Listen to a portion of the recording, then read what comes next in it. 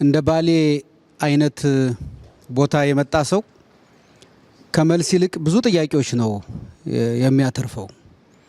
የመደመር መንግስት መጽሐፍ ሲጀምር የአባይ ልጅ ለምን ውሃ ጠማው ብሎ ነው የሚጀምረው እና ባሌም የሚመጣ ሰው ኢትዮጵያ ባሌን ያህል ሀገር ይዛ ለምን ተቸገረች የሚል ጥያቄ ነው ይመጣለት።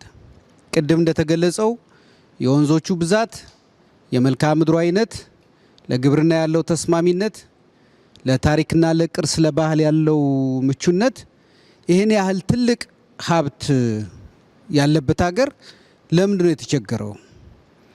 እውነት ኢትዮጵያውያን አተን ነው የተቸገርነው ወይስ በቅንጦት ምክንያት ነው የተቸገርነው? የኛ ድህነት የጦት ነው የቅንጦት ነው? ያለማየት ነው ያለማግኘት ነው?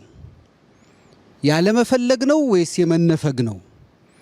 ብዙ ጥያቄዎች ነው የሚመጡት ባሌ ውስጥ። እኔ በዚህ 3 ቀን በተዘዋወርኩበት ከመልሱ ይልቅ ጥያቄው ነው በየደቂቃው ሲያስቸግረኝ የነበረው።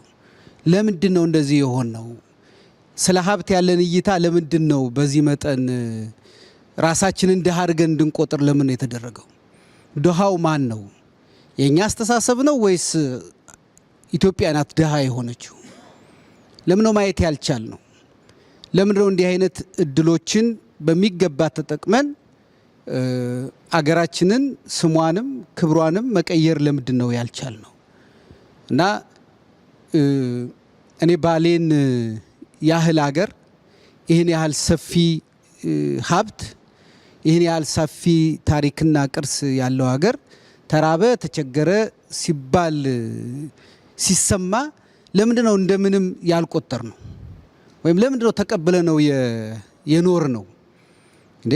ባሌን ያህል አገር እንደ ባሌ የሚመስሉ አካባቢዎች አሉን እኮ እነሱን ለውጠን ቀይረን መጠቀም እንችል ነበር ብለን ለምንድን ነው ያልተነሳ ነው? እና እኔ መልስ መስጠት አልችልም። አሁን ግን ባሌን ያየ ሰው ይቆጫል፣ ይበሳጫል፣ ይናደዳል፣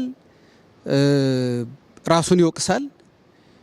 ቀጥሎ የሚመጣው ነገር ነው ትልቁ ነገር፣ ከዛ ይነሳል የሚለው እንጂ እዚህ የተቀመጥንበት ቦታ ብቻ በማየት ብዙ ነገር እዚች ሀገር ውስጥ እንዳለ ይነግረናል። በባሌ ተራሮች ውስጥ፣ በባሌ ሸለቆዎች ውስጥ፣ በባሌ ወንዞች ውስጥ የሚያልፍ ሰው ከመልስ ይልቅ ብዙ ጥያቄዎች ነው የሚፈጠሩበት እና ይሄ ትውልድ የሚቀየረው እነዚህን ጥያቄዎች መመለስ ሲጀምር ነው ብዬ ነው ማምነው። አመሰግናለሁ።